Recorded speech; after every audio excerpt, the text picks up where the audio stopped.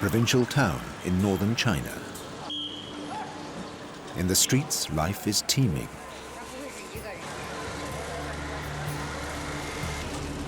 But hovering over this community, there's a menace. Many smaller towns already lie deserted, surrendered in a bitter struggle for land and livelihood.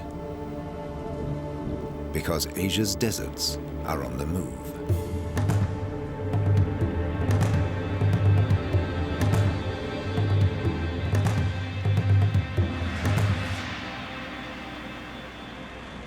The heart of the Asian continent is desert, a vast arid zone far from any ocean, cut off from monsoon rains by a mighty barrier, the Himalayas. The dry lands of China alone are the size of Western Europe, and China's deserts are not just growing, they're leaping forward.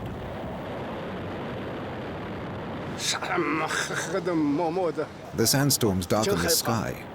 It's frightening. The storm even shatters car windows. No way you can drive. You can't steer. It's very dangerous. The storm carries away the soil. It rips off the plastic sheeting. The sand will get higher and higher until the ancient city is buried.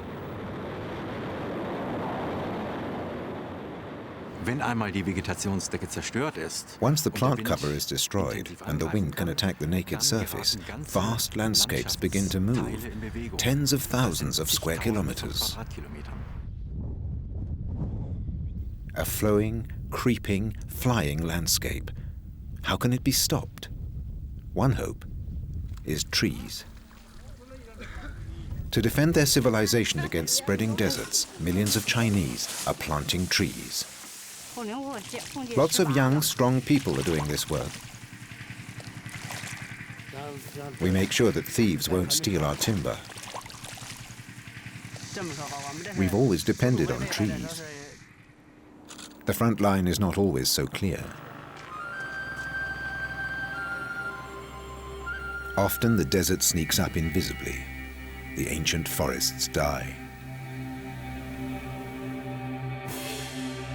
Inner Mongolia's Ordos Plateau, 1,500 kilometers east of Beijing, the main theater in the increasingly dramatic struggle between desert and civilization. This woman is one of the many whose homes have been overrun by the war zone.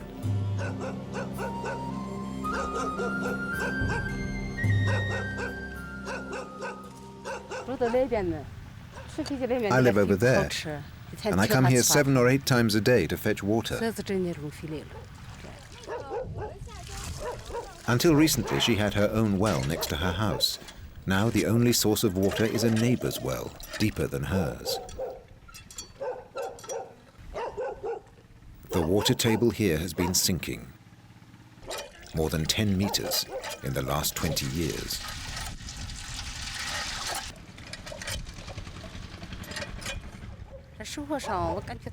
Life is very tough out here.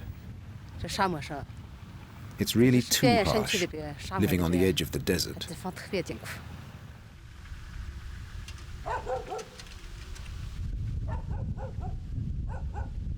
Not only is the water level sinking, the water itself is getting salty and unhealthy. The water that filled the region's natural underground reservoirs used to come from distant mountain ranges. But the river that brought nourishment to these ancient poplar trees has been drying up.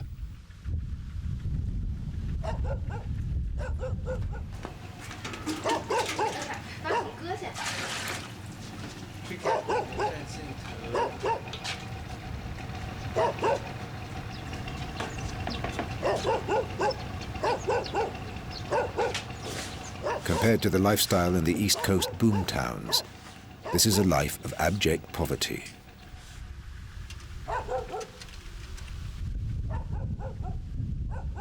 Traditionally, the people on the edge of the Gobi Desert are herdsmen.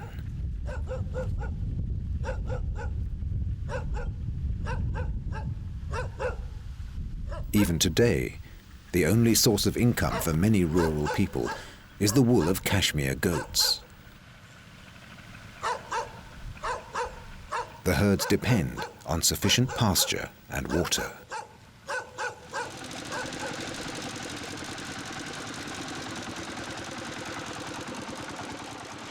Recognizing that great numbers of people are affected by the failing water supply, the government tries a technical solution.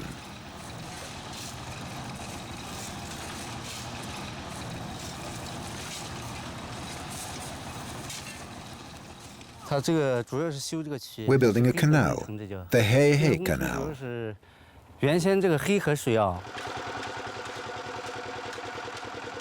The livelihoods of tens of thousands of people depend on this canal, here in Ejinaki, in western Inner Mongolia.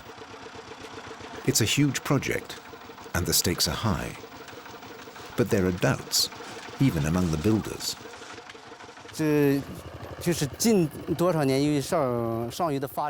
Too much water is being taken from the upper reaches of the river. Too little is reaching us here, so the trees are dying. In the 90s, there was a report about this problem, and the government decided to build the canal. It's all about balanced water distribution and saving the environment. The causes of climate change are global, but they're also made in China. Human action is the main cause, wasting natural resources. That's what I think. If this project is successful, if there's enough water for the canal to make any difference, it'll be possible to irrigate agricultural areas here again. But getting sufficient water is only one stage of the struggle against the desert. The water is needed to plant and raise new trees. This is why thousands of nurseries are now in operation all across northern China. The vision is that one day woodlands like these will return, and the desert will be pushed back. These are the last remains of Inner Mongolia's ancient poplar forests, the last giants still standing.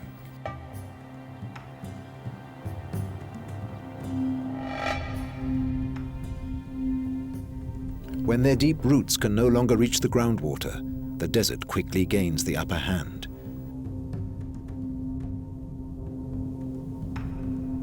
And when the trees go, humans will soon follow. 4,000 villages have been abandoned because of the desert's advance across northern and western China. In Inner Mongolia, on the edge of the Gobi Desert, hundreds of thousands of people have been forced to leave their homes by the worsening climate and by government policies. Great numbers of Inner Mongolia's rural population have already been moved from the countryside to urban centers. Mr. Li, a journalist, grew up in the countryside, the son of nomads, but he now lives in the city of Bayan. Many people have migrated to the cities. They had no choice. Most of them now work in the catering and restaurant business, which is expanding fast. As a result, they've improved their way of life. They get a certain amount of financial support, and their years as peasants count towards their pensions.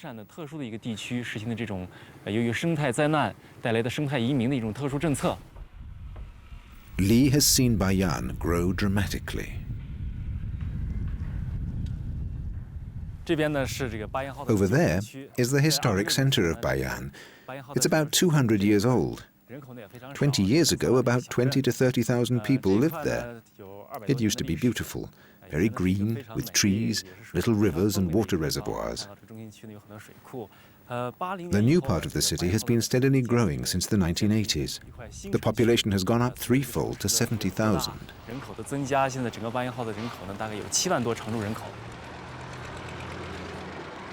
A few hundred kilometers east in Shaanxi province is the bustling city of Yulin.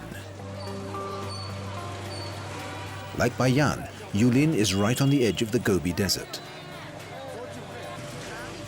Twice in its history, Yulin has been completely swallowed by the desert and rebuilt in new locations. The old locations have disappeared, so far without a trace. Around Yulin, more than 60% of once green, fertile and wooded countryside has slowly turned into desert. Not because of drought, but because of wasteful land use. If this can't be reversed, today's Yulin could end up like its predecessors. It's huddled against the oldest part of China's Great Wall, which forms a dividing line between the Maowusu Desert and the Yellow Plateau, and then runs west. This was the line of defense against ancient Mongolia. Over time, both the Gobi and the Taklamakan deserts have overwhelmed many once thriving cities. Karakoto, the Black City in Inner Mongolia, is one. Hauntingly beautiful, but inhabited only by ghosts.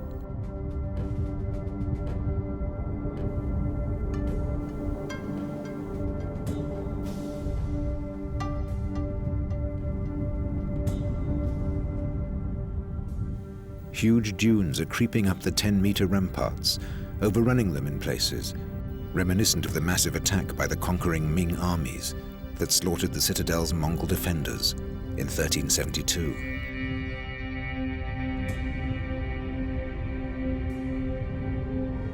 When the Russian explorer Koslov rediscovered the Black City, the dunes had not yet breached the walls.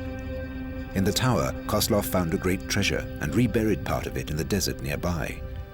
With the shifting sands, no one knows where.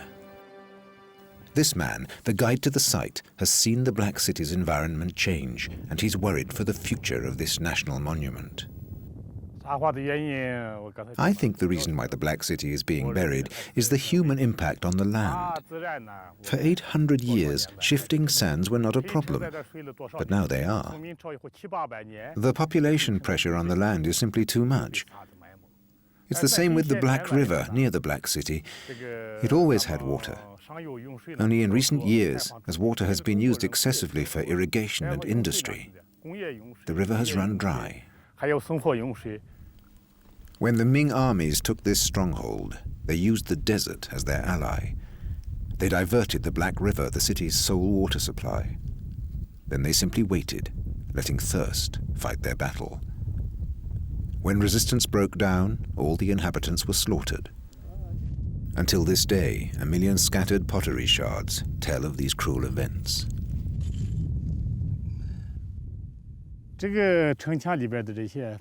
Most of the ceramic pieces and the terracotta we find here date from the Yuan dynasty, and they're scattered both within the city walls and outside. They're 700 to 800 years old, and they're getting harder to find. The Black City was the center of the Yuan culture. It's one of China's preeminent historic sites. Some world-famous relics have been discovered here, real treasures.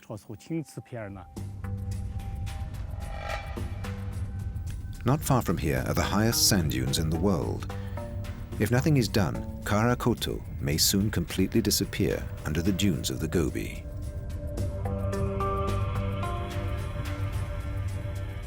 Just outside the half-buried ramparts of Karakoto is a small green area. The type of bush that's raised here once made up the natural plant cover of the desert edge, saksul.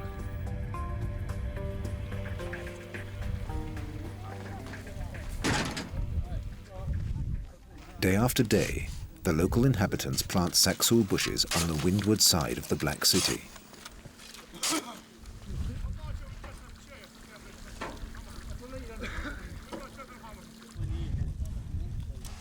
Resources for this project are scarce. The little plants need care, and they take a long time to grow to their full height of 4 meters.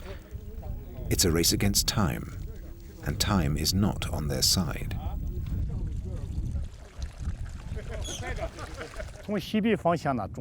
Once we have lots of bushes and trees here, we'll have a natural wall against the shifting sands, and the Black City will be protected. Like echoes of Mongolia's long-lost cultures, these prayer flags out in the desert symbolize the one great force that has always shaped this land, the wind. New flags are added every New Year's Day, because in the stiff breeze, the fabric quickly disintegrates. Not even rocks can withstand the wind forever. Everything in this landscape is subject to its relentless force. Der entscheidende Faktor ist die Windgeschwindigkeit. The decisive factor is the wind speed. The stronger the wind, the more material can be blown from the surface. There are threshold values. For instance, a wind speed of 4 to 8 meters per second will shift sand of medium grain size. Above that speed, enormous masses of sand can start moving. Enorme Sandmengen aufgenommen und transportiert werden. The exposed roots of dead trees show where the land surface was just 2 decades ago. More than 2 meters of soil have been blown away. When the sand arrives here, we don't stand a chance. The sand level can rise by 10 to 20 meters a year. Over thousands of years, a continually shifting landscape has created a corresponding way of life. Traditionally, the people of Mongolia have been wanderers.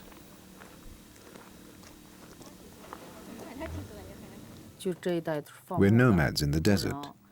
We get our water from deep wells, 10 to 20 meters deep. But in some places, even the deepest wells are running dry. We keep moving on to where some grass is left. We shift our tents several times a year. In the past 5 or 6 years, the wind has become stronger and it carries more sand. All we can do is raise livestock. How could we live in a city? We couldn't find a job in the city. As the desert is becoming more aggressive, tens of thousands of ethnic Mongolians and Uyghurs are giving up herding and farming and moving to the city. For these ecological migrants, it's not easy to give up their traditional way of life. But for those few who are holding out in the desert, conditions are getting tough. On a single day, I have lost some 30 animals. The sandstorms are killers. In spring, sandstorms are especially frequent and violent.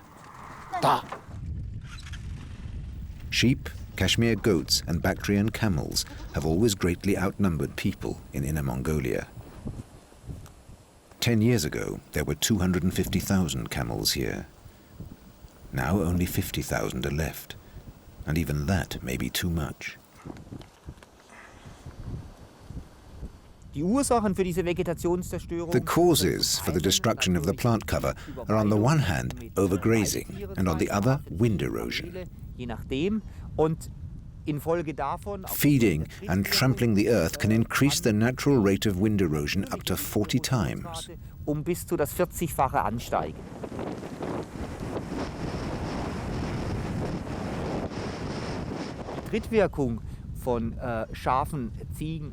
The action of hooves loosens up sand and dust particles on the surface.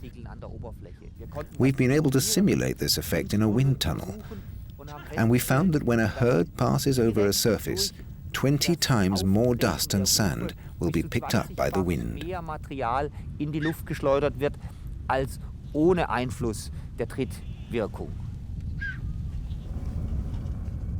Lee, the journalist, is in his early 30s, and yet he's already witnessed a radical change in the places of his childhood.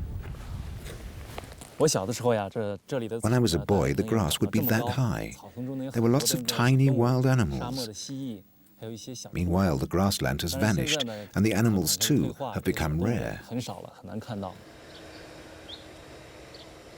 Until the early 20th century, much of Mongolia was a prairie with oceans of swaying grass and Saxul bushland. In the days of Genghis Khan, the ryegrass was so high that an army of thousands of horsemen could hide here. Today, only tiny patches remain.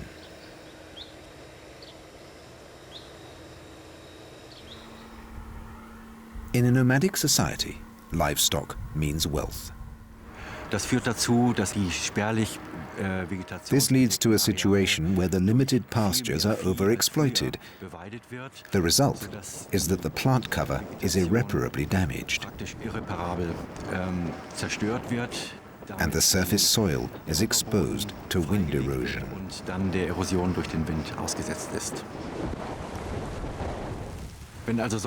When this happens on a large scale, the people are forced to leave the land, and that's a very worrying situation. But overgrazing is just one cause of desertification. When the natural plant cover is broken up by the plough, a situation is created where enormous amounts of dust and sand can be blown out.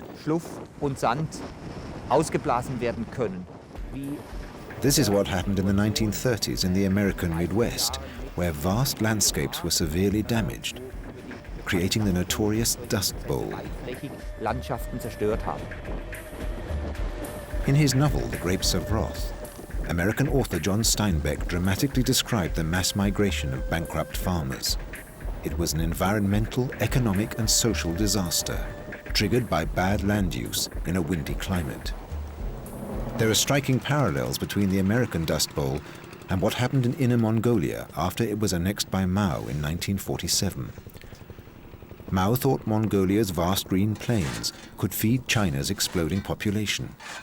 He forced millions of Chinese farmers to move here.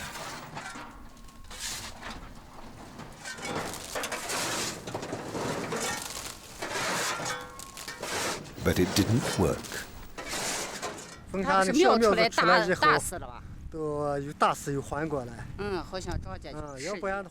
Our corn seedlings were hit by sandstorms that killed many of them. Otherwise, we would have had a better harvest and the cobs would be bigger. We had to reseed some of our fields, so half of the plants and cobs are smaller than the rest.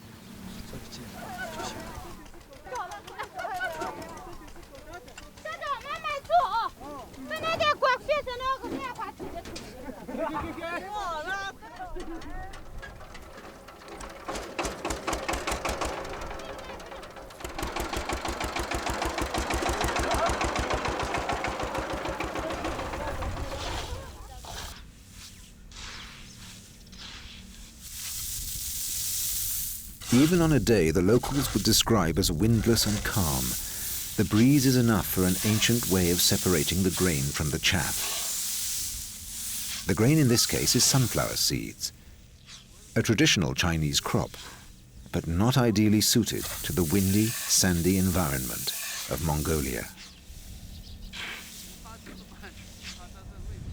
Today there are 20 million Chinese in Inner Mongolia. Only 3.5 million ethnic Mongolians are left. Mao's policy not only increased the population pressure on the land, it also created a new problem. Nomads were able to react more flexibly to changes in the environment, whereas sedentary farmers have to stay put when the desert shrinks or expands. When the worst sandstorm came, we were over there. There was so much sand in the wind that we couldn't see our hands in front of our faces. The wind and the sand ripped out the young plants till there was nothing left at all. All the plants were dead. This spring, the sandstorms even pulled up big trees.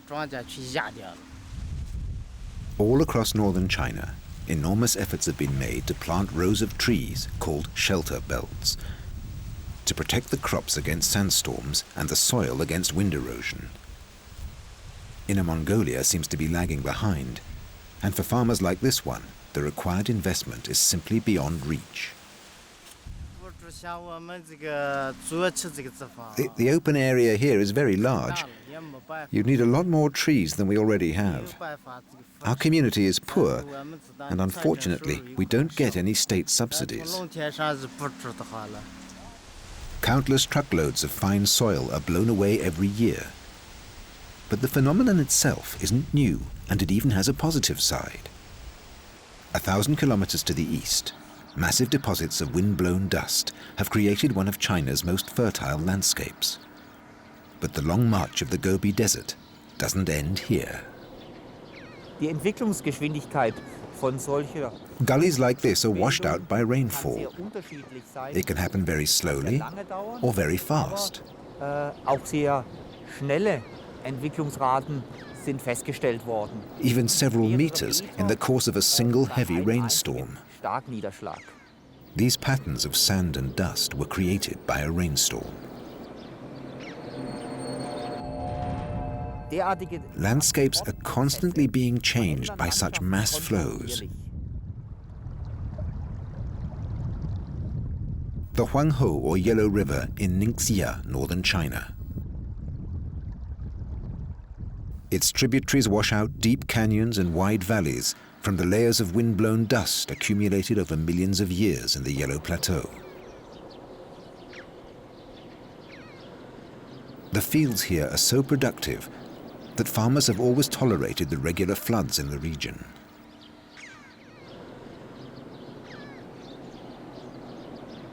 The load of silt and sand carried by the Huanghe River system, even when water levels are low, has never been calculated. But it must be enormous. And equally enormous is the journey this desert dust has taken by air and is now taking by water, from the Yellow Plateau along the Yellow River down to the Yellow Sea, where it has created a vast delta.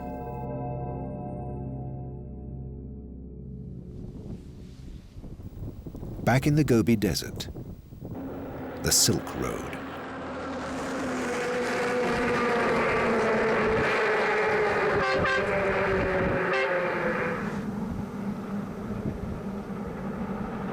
For centuries, this was the only link between the Occident and the Orient. 2,000 years old, 7,000 kilometers long. Between the Gobi Desert and the Taklamakan is the ancient gateway to the Far East, the Dunhuang Oasis, crossroads of caravan routes.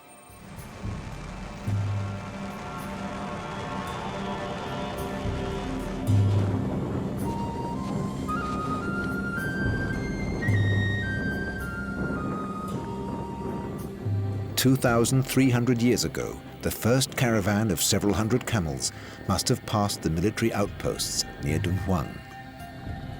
Thousands of people, troops and traders, were once crowded within these walls. The landscape must have been green. Today, all that remains is the salt crust of a dried-out lake. Even now, traveling the Silk Road is a journey full of risks and dangers, a true adventure.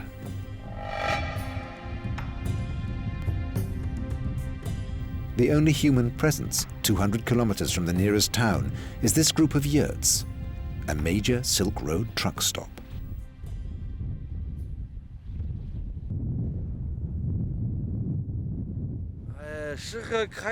This is a difficult run.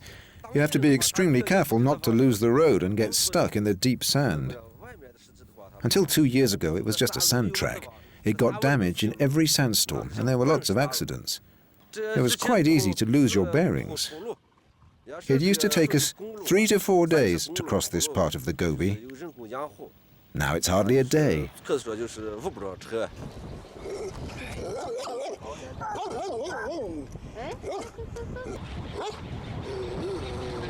Services are basic. Water, yes. Fuel, no. Tea, yes. Food, sometimes. Mechanical services, depending on your definition of mechanical services. Even the new road is tricky. Half the time you don't see it because of drifting sand. And in drifting sand, you can't steer. If you lose control and there are rocks along the road, you crash.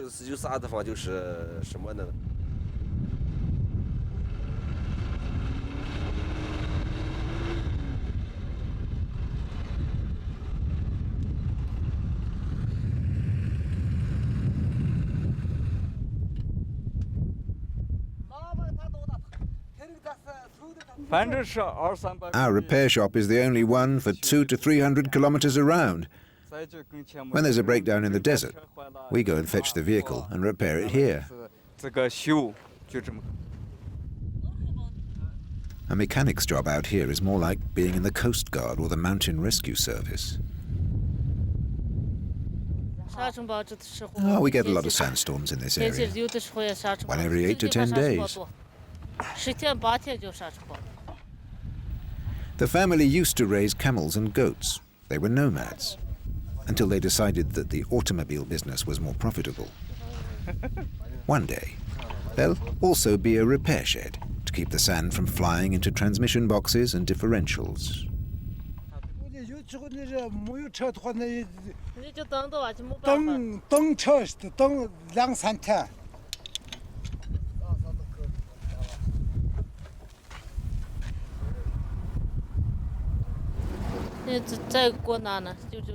The truckers sometimes have to wait 2 or 3 days until we can pick them up. The sandstorms can be too strong. We simply can't get there in the storm. Sandstorms are worse when there's no rain. And we haven't any rain for 10 years.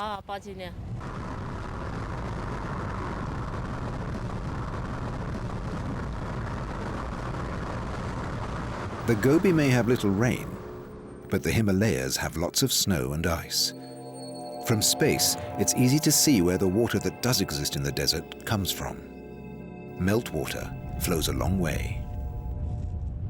The lifeline of the Dunhuang oasis is the Shulihere River, which gets its water from the glaciers of the Himalayas, from hundreds of kilometers away.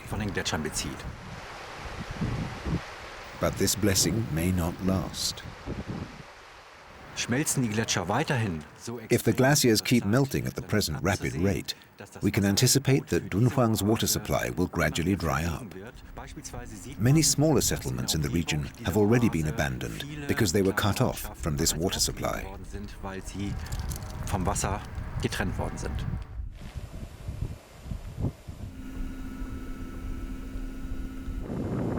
Again and again, over thousands of years, the desert has turned many once flourishing places into cemeteries of civilization.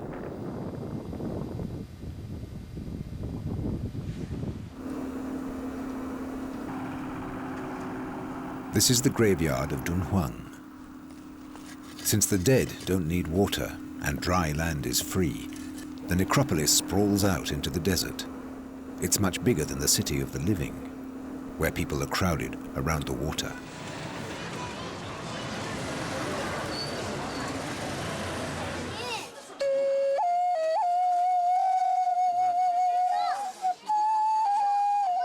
At Dunhuang's famous night market, desert tourists from all over China pour over the stands for Silk Road souvenirs. Root carving is a traditional Chinese craft, and right now this artist is finding it hard to keep up with the demand. In the old days, Dunhuang was an exemplary city.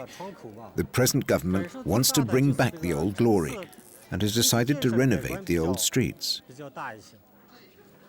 Instead of simple hovels built of clay, now we have modern buildings and wide streets. Dunhuang used to be a farming community. Now it's a tourist center.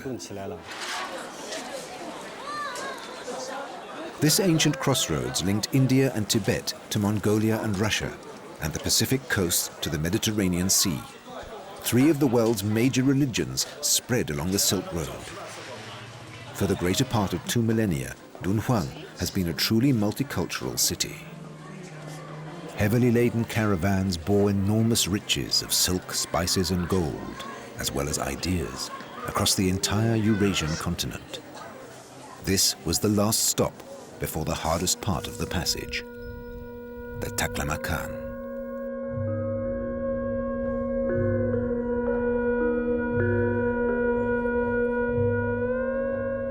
Dawn in the dunes brings back the old days of the Silk Road. But once the rising sun has crossed the horizon, modern China is back in the Gobi.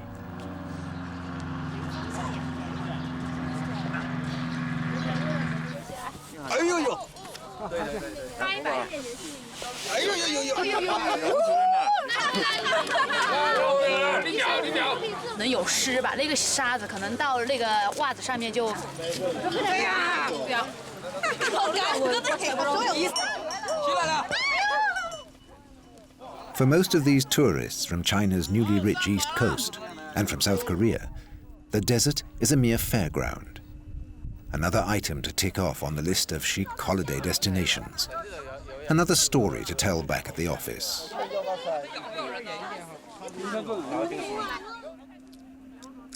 Even if some of them know that this is where the sandstorms come from that keep hitting Seoul and Beijing, Probably none are aware that the Gobi is growing, and why it's growing, and how fast.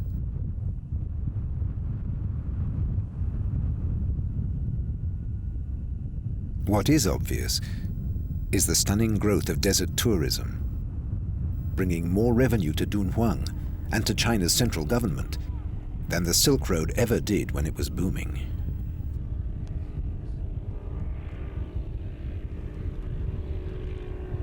While the desert paradoxically is bringing new wealth to some, others are still caught in the struggle against its relentless advance. Peasants have bent their backs picking cotton for more than a millennium in China, and they're still doing so on the fringes of Dunhuang. This was once an ideal place for many other crops like grapes and melons.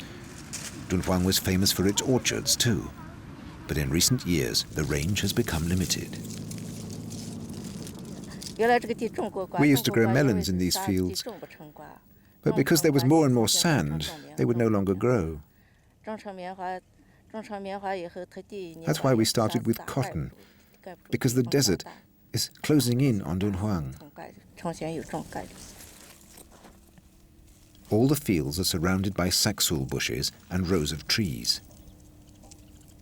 But the colossal dunes behind make the poplar rows look like a very thin line of defense indeed. To halt a massive invasion of the desert, a master plan is needed. A lush green park, back in Beijing, surrounds the headquarters of China's campaign against the advancing deserts.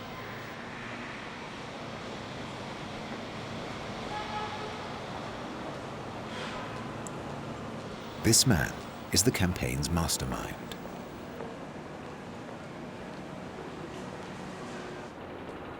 Professor Sun, China's leading forestry expert, has spent his entire life battling desertification.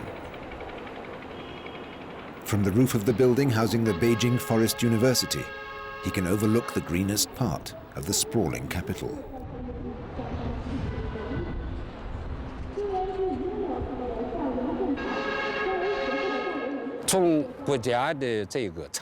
The state has taken many countermeasures against desertification. First and foremost, the Great Green Wall project, aimed at creating a protective belt of woodland across 14 provinces in northern China. So far, the biggest success of this campaign has been the revitalization of woodlands in China's northeast, north and northwest. That's why we call it the Three North Project. Within 2 decades, the proportion of wooded areas in these regions has grown from 5 to 11%. Yet Professor Sun adds that the frequency of sandstorms hitting Beijing has increased 15-fold since the 1950s.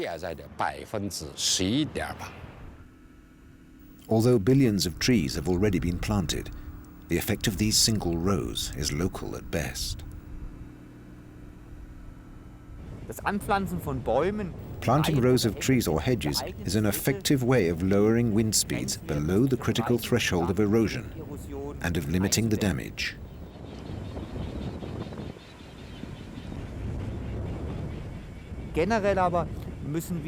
But generally, in order to slow down or stop wind erosion, we need to increase the plant cover across the entire surface. This is the only way to protect soils from being blown away.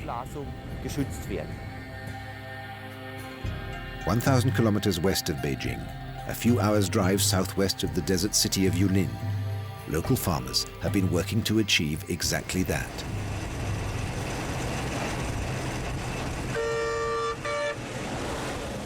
Driving through this green and pleasant land, there's little to suggest that this country lane actually leads through a dune landscape.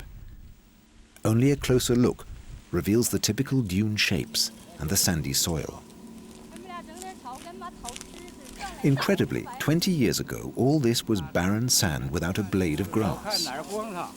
Today, only when a storm rips open a fresh wound in the plant cover, and it has to be patched up, can you appreciate the effort an entire generation has invested in the regreening of this area.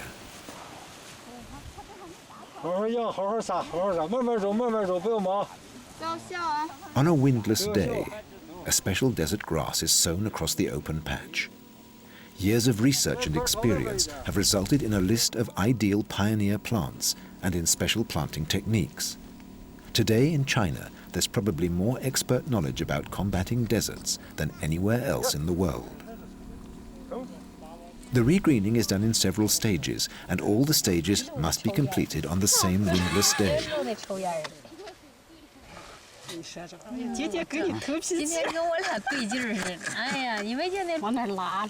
If the wind comes up, it's back to square one. But between stages 1 and 2, there's time for a little lunch break.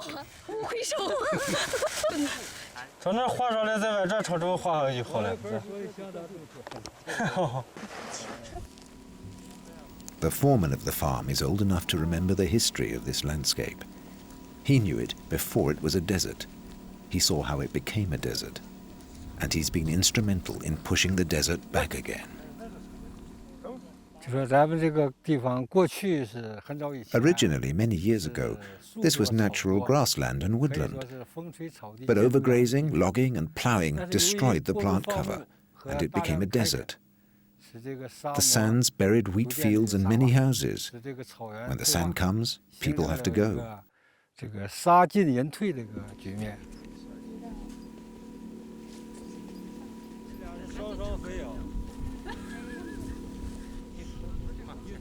First, they make a grid in the sand with 2 meter by 2 meter squares.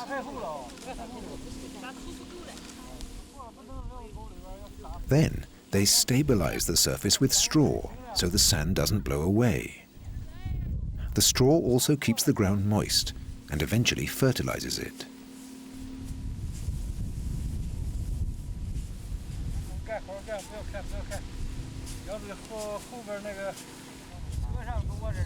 Next, they plant the first trees.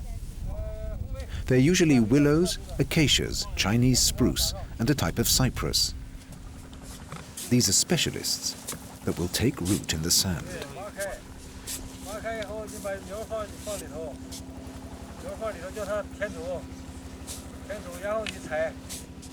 They're also resistant to drought and cold.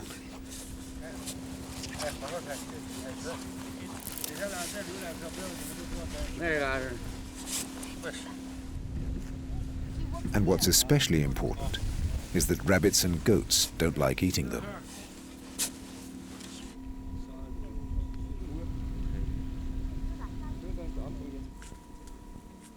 Alfalfa is sown as a nurturing crop to improve soil fertility. Other plants profit from the alfalfa's ability to convert nitrogen from the air into a natural fertilizer. When alfalfa blossoms, the wind smells of honey. It attracts millions of insects, whose presence encourages the growth of new plants. Gradually, with wild plants and wild animals returning, a complex new ecosystem begins to take hold. Thousands of nurseries right across northern China are raising millions of trees. Each Chinese citizen at one or several points in his life is expected to plant trees as part of the national effort to save the environment. Building the Great Green Wall against the desert is a very Chinese way of doing things. Really large scale and involving everyone, even several generations. This huge project started in 1978 and is supported by many other countries.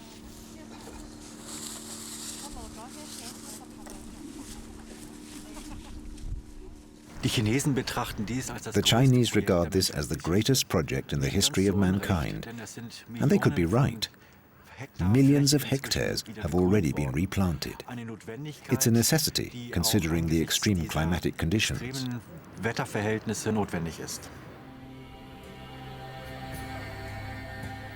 Although these efforts are most urgently needed in central China, the desert is even creeping up on the capital.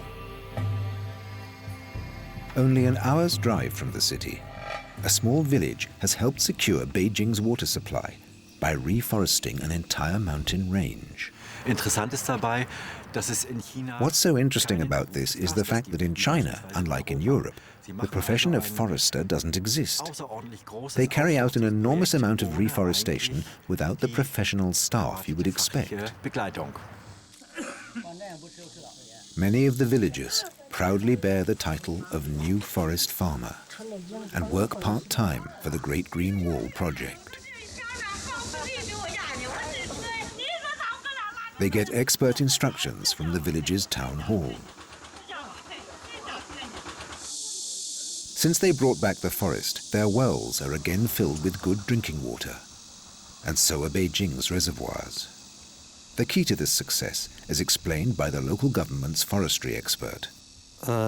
We tried a new system here, very different from the traditional system. Normally, the government gives a village a certain amount of money or materials, and the farmers plant trees on public land. Here, the forestry experts and the farmers discuss together what trees to plant and where to plant them. The local people are involved in these decisions, and they plant the trees on their own land.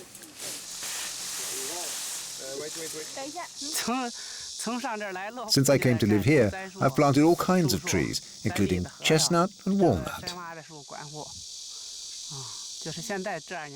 Since last year, we're even getting paid for this work.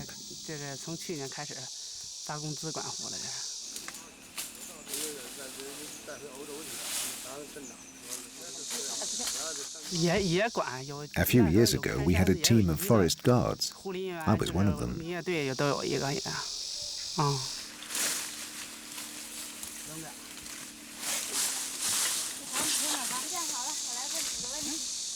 One of our tasks is guarding the trees, so that no one cuts and steals them. Today, the new forest farmers are cutting the grass from under young trees, so they'll grow better and are not damaged by forest fires. If it weren't for the green barrier that now surrounds this place, even the highest garden wall couldn't stop the onslaught of the desert and its shifting sands. The builder of this portion of the Great Green Wall is a botanist specialized in desert plants. He seems quite pleased with the result of his work, and justly so. We've been monitoring the progress of the Great Green Wall with GPS and satellite data. 40 years ago, this was a landscape of sand, but look at it now. We can see lots of green trees all around, and it's nice and cool. A mix of grasses, broadleaf and conifer trees has stabilized the sand, and the place is full of lovely smells. We've got 167 different types of trees and bushes here now, and lots of flowering plants. This is one of many local battles that have been won. But the war against the desert is far from over. Again and again, the desert jumps even huge barriers.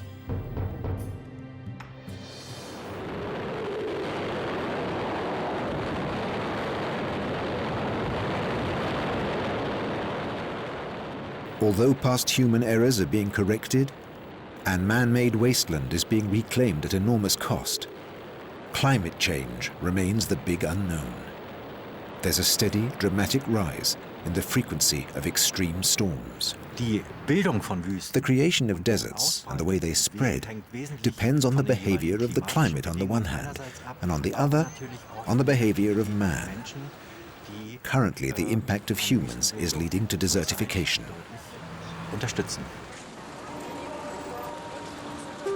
A still growing population of 1.3 billion, a fast-forward economy, a huge desert, and an increasingly freakish global climate make it impossible to predict who will eventually hold sway over the heart of Asia. The world's oldest civilization, or the desert? Deserts mean death.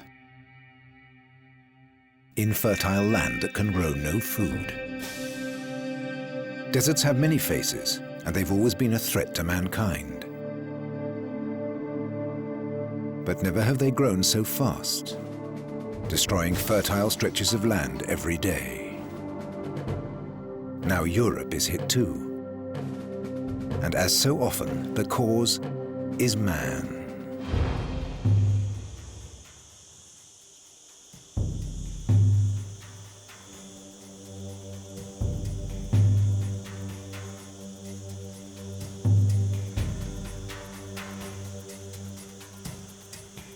Permanent desertification now threatens great parts of Europe.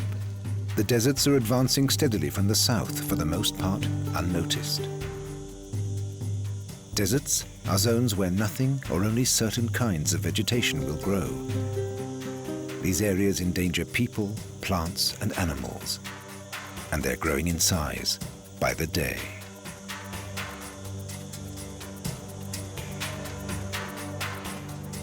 The worst affected country is Spain. In the Middle Ages, 90% of the country was covered in forests. Today, 2/3 of the land is at risk of desertification.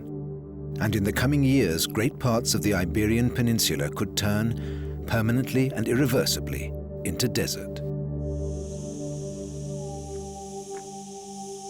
And the cause is Homo sapiens.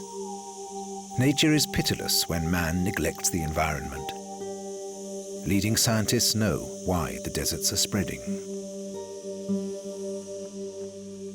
Este entorno es un ejemplo de una This area is a perfect example of the accumulation of human errors. The chain of mistakes began with deforestation for timber production and continued with forest fires and making charcoal for agricultural use.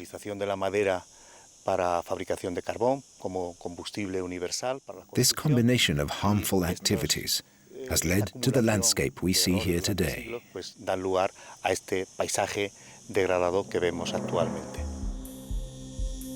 Tourists and visitors barely notice the environmental catastrophe in Spain. Everything seems so attractive. The Costa Blanca, south of Valencia, is particularly popular. No one seems to realize what's taking place just a few kilometers inland. Holidaymakers and locals just want to enjoy life without any worries. They close their eyes to reality or believe that the parched earth is a natural phenomenon. And yet in the long run, the effects will be life-threatening for humanity.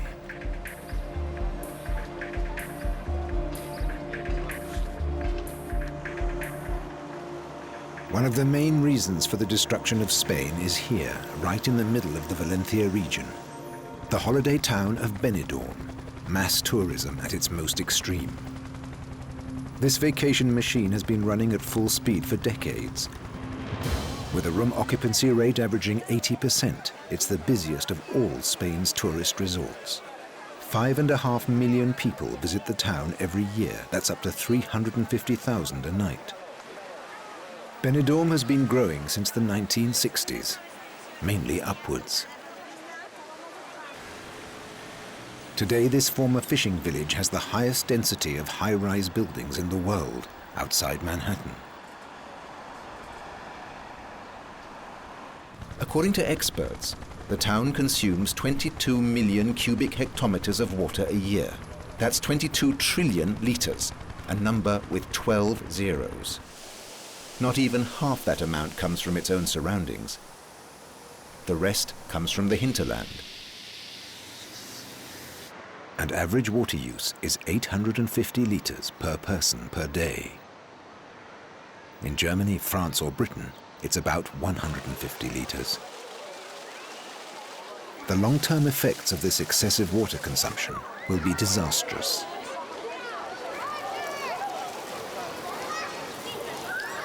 But the tourists keep flocking to water parks like Aqualandia, with its 14 swimming pools and 27 water slides. Along almost all Mediterranean coasts, you'll find a ribbon of urban, tourist and industrial development. Together, they put the surrounding countryside under overwhelming pressure. The effects include contamination and salination of the limited water reserves and garbage problems. Tourism has an important role to play economically, but it has a negative effect on the environment. José Pascual is a victim of the water shortage in the countryside. He was born here in the mountains near Lorca in the southern region of Murcia 52 years ago. At 20, he moved down into the valley. There was no future in the mountains. The water had run out. Now, driving through the parched foothills, José is witnessing the final phase of Spain's struggle with drought.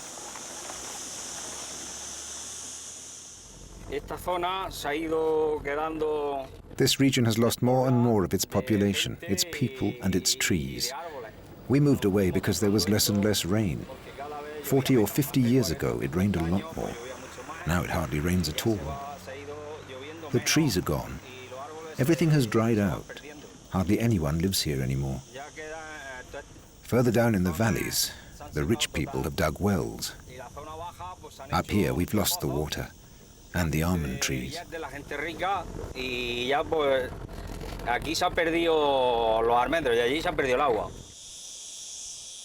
But when the people have gone, there's no one to take care of the land. For hundreds of years, the farmers survived the dry times thanks to their system of terraces. The water was collected here in short but heavy periods of rainfall and channeled into the reservoirs. Now, the Spanish hinterland is in decay, and a unique agricultural tradition is being lost. This is a good example of a Mediterranean terrace. It stabilizes the arable land and holds it together. And it's also a good example of a place that has been abandoned and is falling apart. When it does rain here, it pours. Without the terraces, the water is no longer retained by the earth. It flows downhill and drags everything with it. The terraces and the earth are swept away. The debris then destroys terraces further down the valley. The whole system collapses.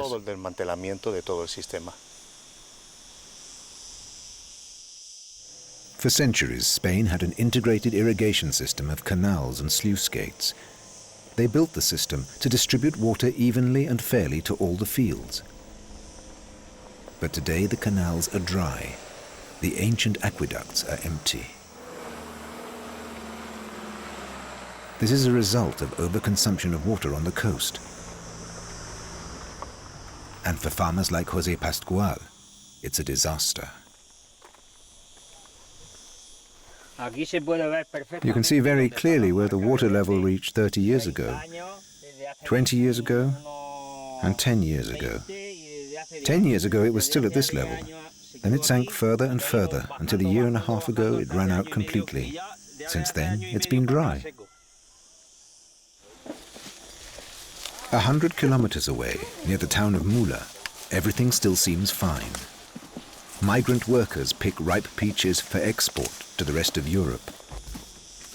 But the water to make this possible has to be brought here. This region is really only suited to growing almonds. A peach tree needs twice as much water as an almond tree.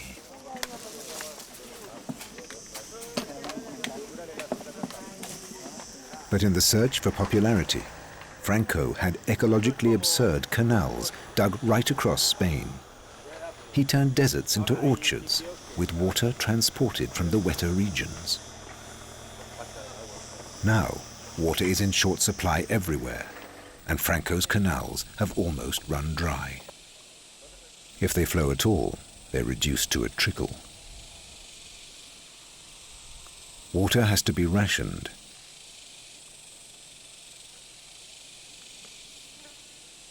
But in these dry areas, no fruit can grow without irrigation.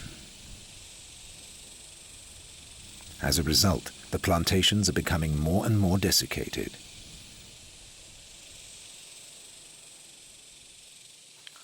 This is the result of the drought we're currently experiencing. And nothing will change unless it rains. If nothing happens, I don't know how we can go on. This could have been a good peach for export or to make juice, but as it is, it's much too small, it's unusable. If it doesn't rain, things will be bad. This will become a desert.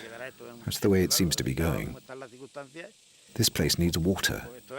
Just water. The farmers round about are taking drastic action.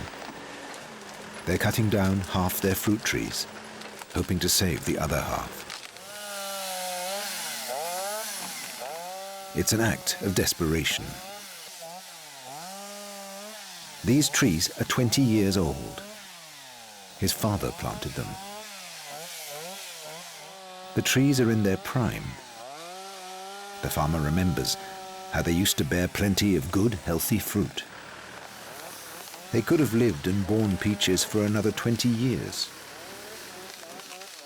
Now this farmer must deliberately destroy his inheritance. Politicians promise that help will come from desalination plants. Pedro Carreño thinks it's just talk.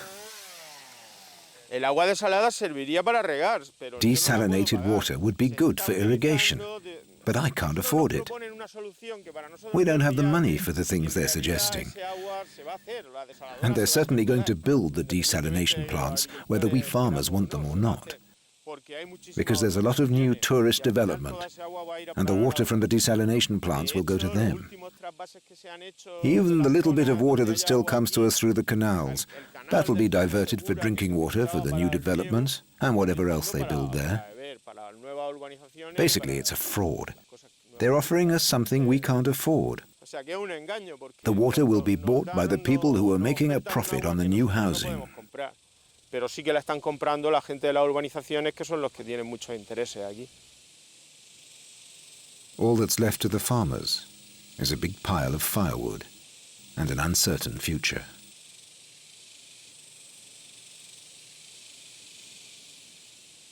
A shortage of water is damaging the wider community too. The fruit packing plants are empty. There used to be plenty of work in this cooperative. Now there's just occasional employment for the inhabitants of the surrounding villages. Most will soon leave this area and try their luck at the building sites and holiday resorts on the coast. The Heartland will continue to decay. The water shortage will have a series of deadly consequences. Everything has a knock-on effect, and it's impossible to say where it will all end. Spain is on the edge of an abyss. If something isn't done soon, this country will become a permanent, lifeless desert. And yet a glance across the Atlantic would be enough to see the terrible consequences of human error. This is Iceland, the island in the North Atlantic.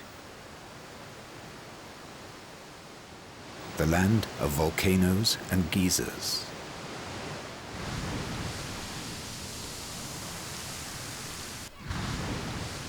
It's usually thought of as green and fertile.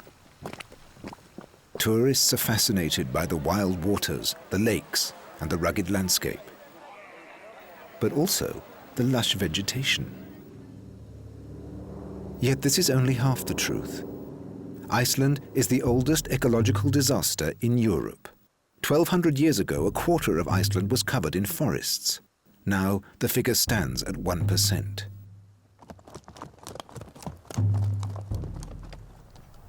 Iceland has Europe's largest deserts. Whole sections of the island are barren. Hardly anything will grow here. But a shortage of water can't be the cause. Officially, there are very few desert areas here. But Icelandic scientists know that great swathes of the country have been ravaged and rendered infertile by human action. And they want to see the word desert redefined.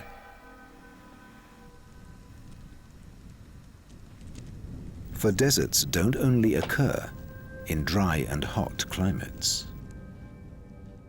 According to the current definition, a desert is an infertile area with limited plant growth and capacity for food production. But for us Icelanders, deserts are a vital issue, for we have enough rain but we still have deserts. People associate deserts with heat and dryness, but the crucial question is, what happens to the water when it reaches the ground? Is it stored and passed on to the plants? And do plants actually grow on the ground? It's not a question of the climate, but of the nature of the soil. He's right. This island has plenty of water. Rivers and lakes dot the landscape. And yet often, nothing grows on their banks and shores. There's no shimmering heat or endless droughts. Yet where beech trees and shrubs once flourished, now there's nothing at all. A new definition of deserts would have far-reaching consequences for the whole of humanity. Suddenly, the infertile regions of the globe would seem much bigger. Calculations for feeding the Earth's population would be worthless. Great areas of the Earth's surface, now considered theoretically available for food production, would disappear off the maps.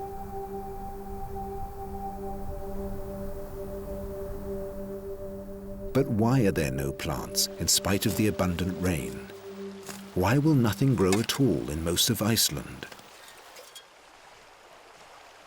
The reason is hidden in the complex composition of the Earth.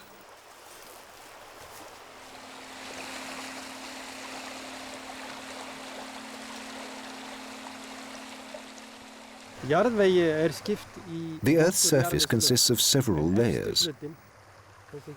Above the middle layer, which mainly stores water, is the top level, which contains the nutrients. This layer is full of living creatures. It's the layer that ensures that the stored water is passed on to the plants. If this top layer is missing, the water alone is useless. Nothing can grow. So surface erosion must be prevented at all costs. The top layer must not be allowed to disappear.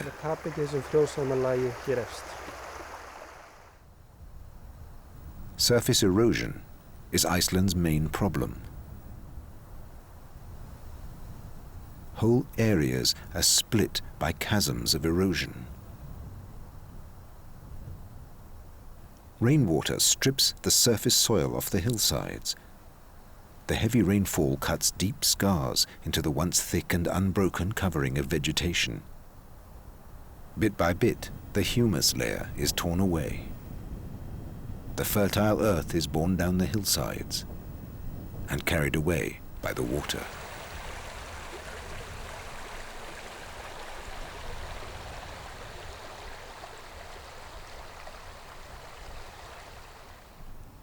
Ragged, exposed edges of earth undermine plants and bushes at the roots. The constant wind makes it all worse, blowing sand endlessly across the landscape. Erosion takes a long time, but nature has time. Strange monuments stand in the desert, telling of the scale of the loss. It started 1,000 years ago. There used to be a beech forest here, but the Vikings cut down the trees. What was left was grazing land, a healthy, lush green. Of course, the trees would have come back. Nature has ways of recovering. But then, the Icelanders' ancestors introduced sheep. And today, these are the main problem for the experts. Scientists like Dr. Andres Arnalds are wondering how they're going to solve this problem. The sheep are continuing to destroy the topsoil and preventing its recovery. 500,000 animals that love young shoots and fresh blades of grass. And they get everywhere. When the sheep arrive, nature faces a struggle.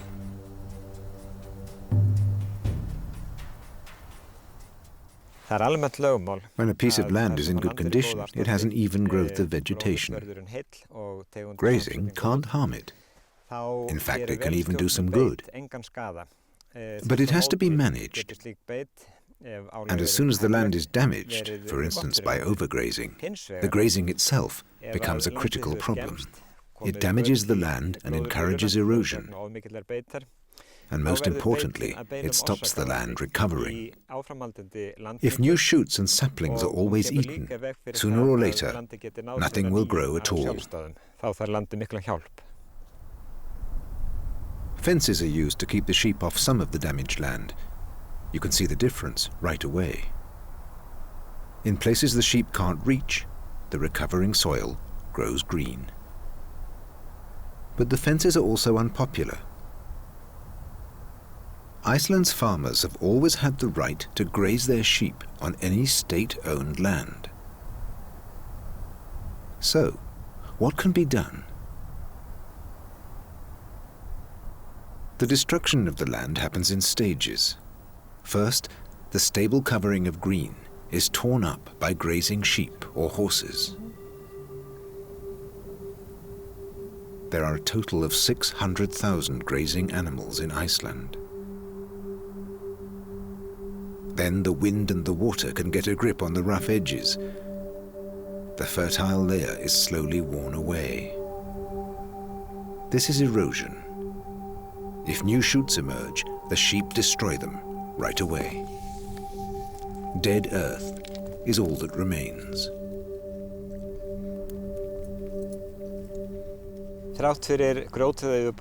The earth here is only stony on top. Further down, it's basically all right. It contains moisture, but it has no nutrients. And that's why nothing grows. It needs to be fertilized. It would be enough to feed it 2 or 3 times with nutrient, and then local seeds will grow again. Where the earth is in a worse state than it is here, you have to bring in seeds from outside. With a little bit of help, things could be growing here in about 10 years' time. And that's why, all over Iceland, you can see people working to refertilize barren earth. It isn't a very complicated job. On the eroded edges where the wind constantly strips away layers of earth, they lay down straw. It protects the surface, and it's perfect plant food. If the sheep are kept away too, new plants will be visible within a year, even in this stony emptiness. And that's when the rain becomes valuable again. Slowly the earth is becoming more stable. The wind can no longer just blow it away. The erosion slows down. It's the first decisive step. In Spain, no one seems interested in the lessons of Iceland's past. Few people are bothered by the destruction of the environment and its long-term consequences. They concentrate blindly on mass tourism, as by far the biggest money spinner available.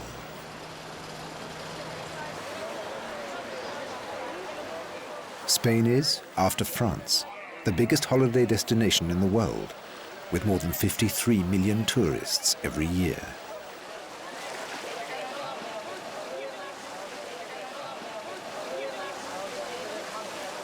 And water costs the consumer less than half as much as in Northern and Western Europe.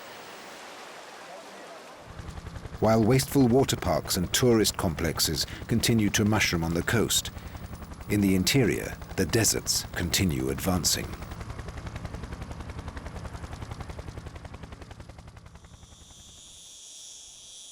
But unlike Iceland, Spain doesn't have the luxury of sufficient rainfall.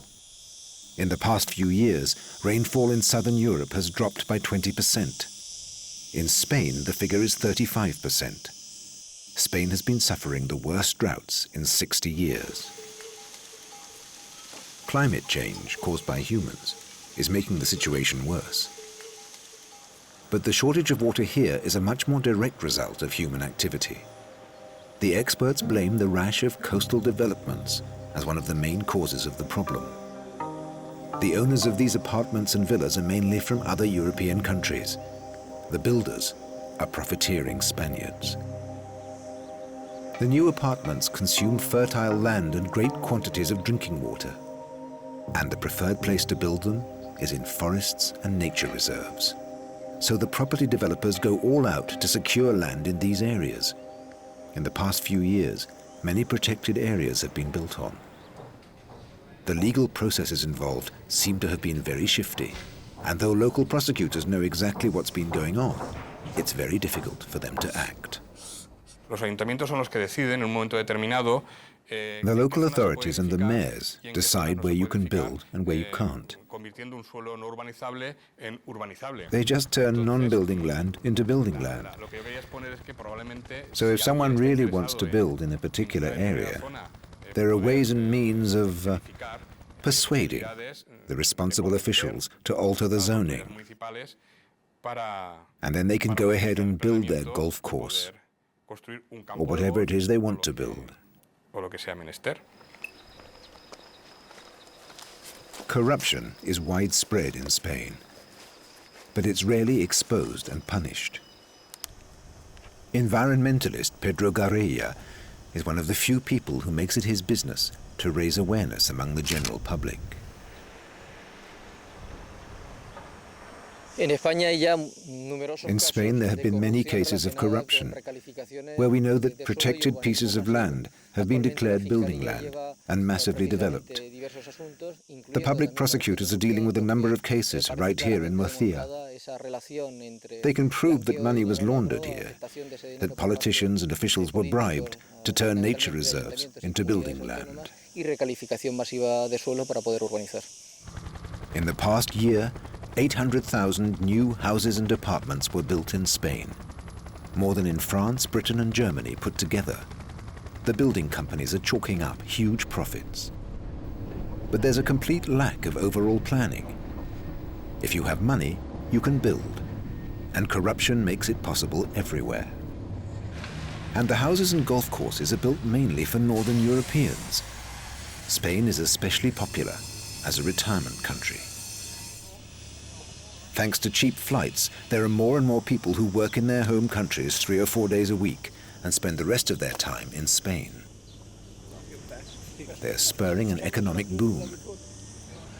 There are already 30 gleaming golf courses in the desert of southern Spain, and a further 40 are planned. Golf club membership is growing by 10% a year. Se gana dinero en los campos de golf. On the one hand, golf courses earn money. On the other, when the land around about is developed in an attractive way, the profits can be maximized, and the value of the land itself increased. In times like these, when urban development plays such an important role, of course people are keen on developing the land around golf courses. It adds to the overall value of the land. Y desarrollar urbanizaciones al lado de los campos de golf. El tema del campo de golf es que lo veo. The golf courses are simply incompatible with the environment. Yo creo que en el Sahara You don't plant cedars in the Sahara or olive trees in Norway. En Noruega se plantan olivos. The entire planning concept for the region should be based on the need to save water. Uses that are not appropriate to the climate, like golf courses or large lawns, or wasting water for industrial use or urban development, should be banned. A golf course needs 1 million litres of water a day to keep it green. That's the water consumption of a town of 15,000 people. Few foreign visitors are interested in the environment here, but the Spanish just shrug their shoulders too. So the water table is sinking. Wells, springs, and even rivers are drying up.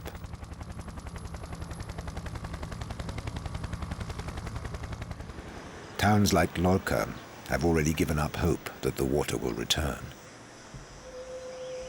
The Guadalane River has been turned into a park. Once, the river was a sign of a special quality of life, as José Pascual remembers. Este río ahora cuando se ve tan seco, This riverbed wasn't always as dry as it is today. I used to come here with my father. There were wooden bridges to cross then. It wasn't a raging torrent, but it flowed. My father told me that when he was 20 or 25 and the houses didn't yet have running water, people used to wash in the river. And he came here to fish.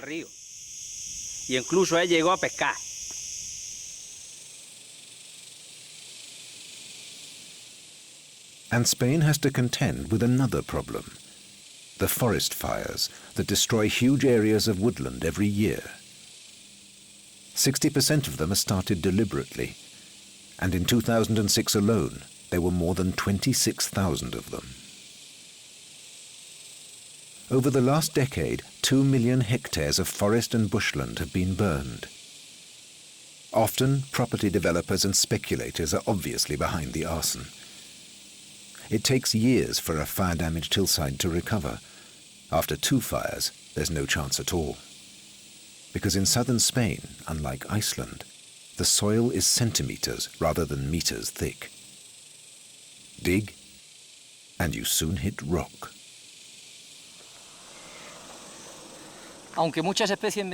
Many Mediterranean plant species will survive a forest fire, but the short but intensive rain showers we get here strip the earth down to the rocks. That can't be repaired by nature, and recovery becomes impossible.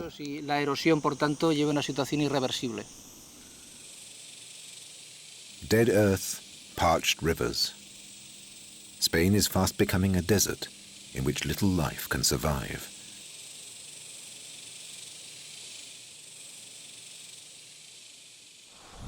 For farmers like José Pascual, the situation has become desperate. Now his fields down in the valley have dried out too. 30 years ago, I came here from the mountains. There was water here. I thought I could make a better life. I planted broccoli, lettuce, melons. But for more than a year, there has been no water, and we don't know what the future will bring.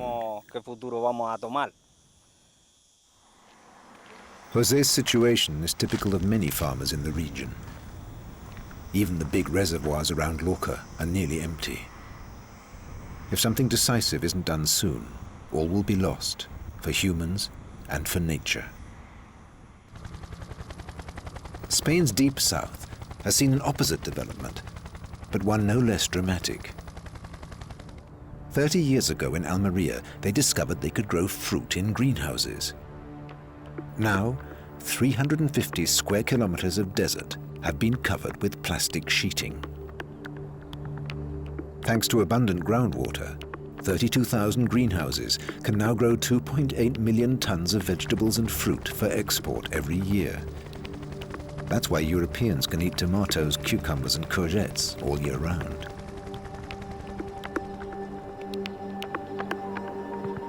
Greenhouses don't take as much water as open fields. Without them, no vegetables could be grown here.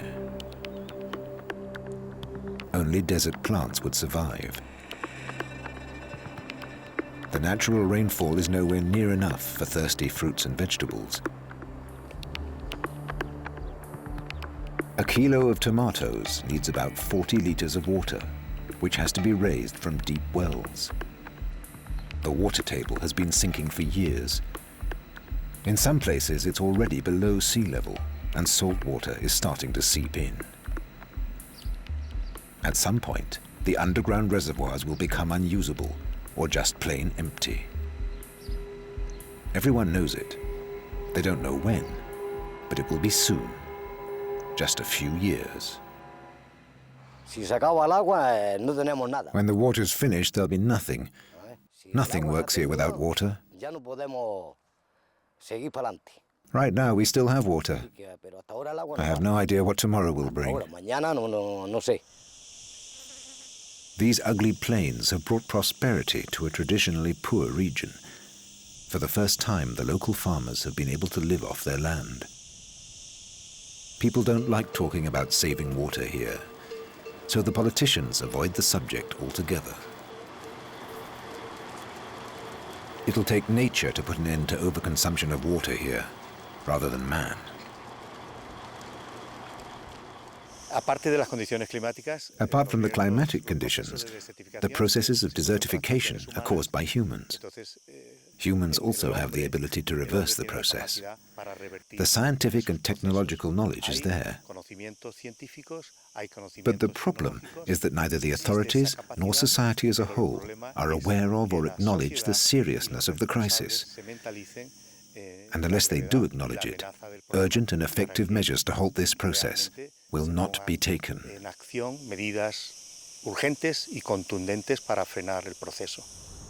A new kind of greenhouse could be part of the answer. It's called the watergy. The water vapor that rises off the plants is funneled into the tower, where it's condensed. The condensing water in the tower is carried by cooler fins into collecting vessels to be used again. This closed system prevents water loss beyond the confines of the greenhouses. It saves about 80% of the water. Using this system, the annual rainfall would suffice to irrigate the greenhouses. Watergy is still too uneconomic to introduce on a large scale, but if the water runs out, technology like this will be priceless. The real potential of this system is that in areas where it rains even less than here, you can combine it with other water sources. You can integrate seawater into the system, or you can water the plants with recycled wastewater from the towns. A closed greenhouse system like watergy is currently the only hope for southern Spain. But up till now, they've only built this prototype.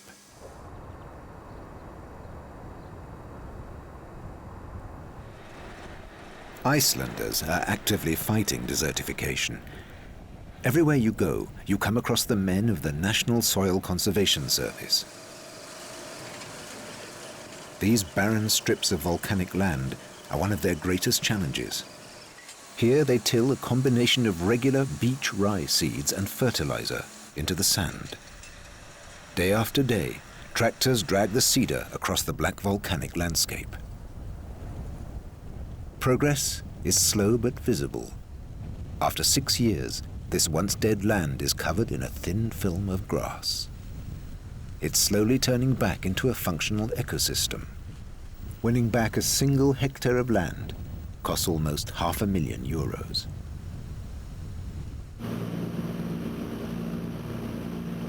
They used to use aircraft to sow seeds. But now, they only do this in particularly inaccessible parts of the island. It's too expensive, even for a wealthy country like Iceland. But there's no shortage of other land reclamation programs, sponsored by the government and by institutions.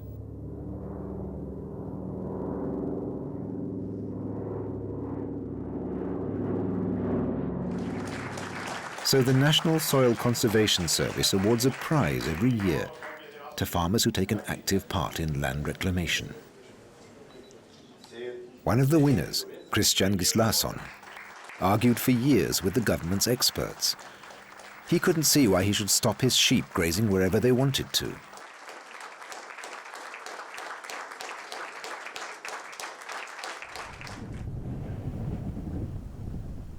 He was only convinced when the grassland around his own farm was no longer enough for his sheep. Today, he's proud of every meter of reclaimed soil. And now more than 25% of the farmers have joined in the land reclamation schemes. Together, they look after 6,000 hectares of land. The campaign of persuasion is working. Slowly, but surely. I can't tell you exactly how much of my land is newly planted, but it's at least 80 to 100 hectares. It's wonderful to see how things are growing again and everything is looking so green, in so many different kinds of landscape.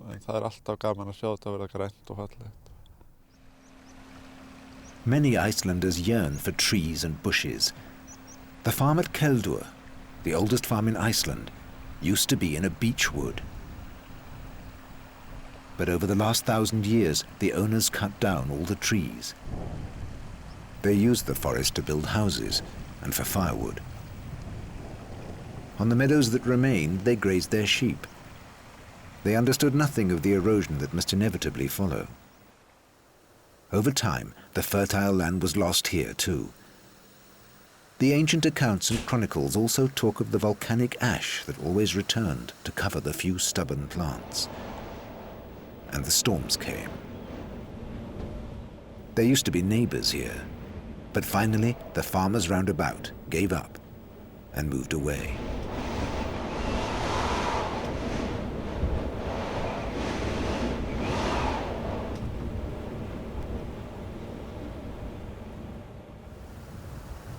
Only the people of Keldur fought on. They built walls out of lava rock to keep out the sand. As long as the sand keeps shifting, plants can't put down roots, and the flowing sand suffocates the young shoots. The walls saved Keldur farm from destruction. If not for them, this would be a bare mound of lava. My ancestors did something remarkable, and so I see it as my duty to complete what they started 400 years ago. It's a matter of course for farmers like Skuli Litzen to join in the land reclamation. Whenever he can, he seeds and fertilizes his land. The seeds and fertilizer are paid for by the state. It's tedious work, but the results are there to see. And it also helps in the battle against climate change. For every green hectare can absorb 2.3 tons of carbon dioxide in the atmosphere. 8 years ago, I started to plant lupins and birch trees on the bare volcanic rock. Now it's real forest soil. If there's a sandstorm today, the soil can no longer be blown away, and new sand can't do any damage. The soil remains intact and can cope with it. It's stable, and it already has a proper layer of humus.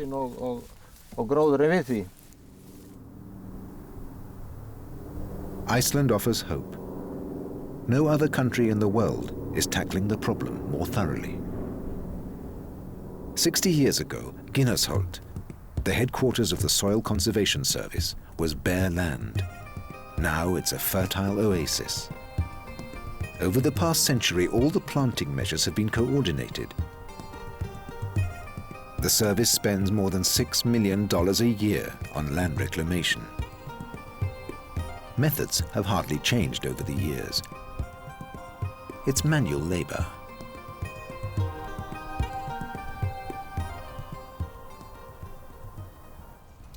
Today, young Icelanders earn money in the summer holidays by working on land reclamation.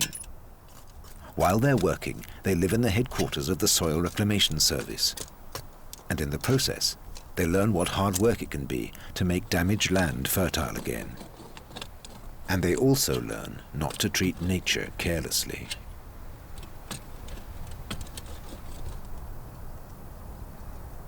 These young Icelanders plant, sow, and fertilize.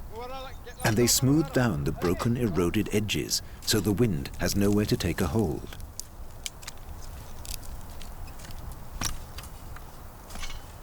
The straw bales lying here stop the sand shifting and simultaneously fertilize the ground. This work for the island's natural regeneration is very popular. There's been no shortage of applicants. Bjartan Benediktsson has led the work teams for years because he believes in the task. And his vision is shared by many of his countrymen.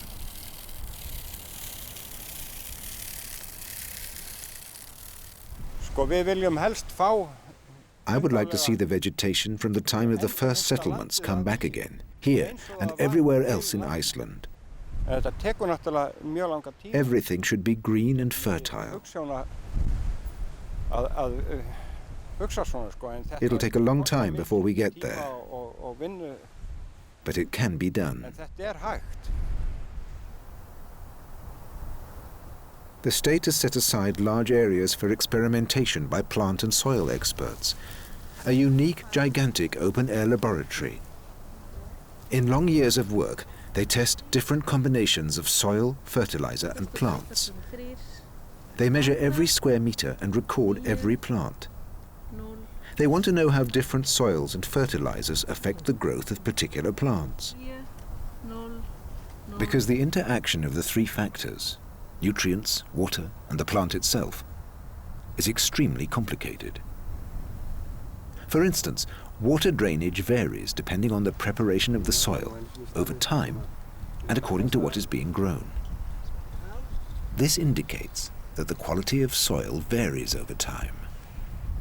In poor soil, the water seeps through too quickly, or not at all. A desert is always dry, even if there's enough rain, especially where there's no vegetation. The water simply drains away. But the earth here is moist and full of nutrients since we started planting it. This soil has the qualities of real earth. It absorbs water and gives it back to the plants. Now we want to know exactly how that works and how we can encourage and speed up the process. No nation has devoted itself to the fight against desertification the way the Icelanders have. In many places, their success is plain to see. They've made a virtue of their history, and their scientists are now sharing their knowledge with the rest of the world. They're now advising countries like Mongolia, which are also suffering from desertification. The Icelanders hope that the world will learn from their mistakes and will not let things get so bad in other countries. They firmly believe that one day their island will once again be covered by forests.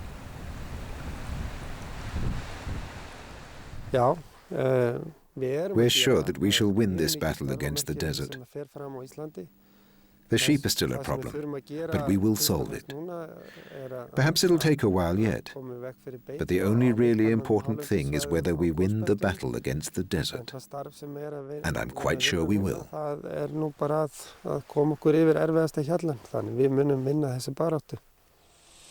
In Spain, things look bad. Without water, replanting the desert is impossible. Unless something is done right now, many parts of Spain will soon be dead land. The time could even come when Spain is no longer able to feed itself. Los problemas de desertificación se consideran como problemas. This problem of desertification links us with the Sahara, with Africa. But there's no awareness of the serious consequences of desertification in Europe, and especially here in the Mediterranean region. Economic conditions in Europe, the obsession with short-term profit, don't leave much room for environmental concerns. But monitoring erosion and adopting the right measures to combat it doesn't just have environmental consequences, but economic ones as well. That is to say that the investment needed to save these regions would have a direct effect on the areas that have been opened up for industrial, tourist and urban development. These are decisions for society as a whole. But it's clear that we need a broader awareness, a wider consciousness of this situation.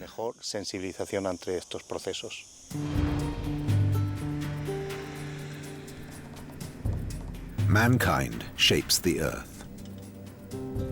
If we don't change our way of thinking, the desert may one day be the face of the earth. The consequences would be hunger and poverty.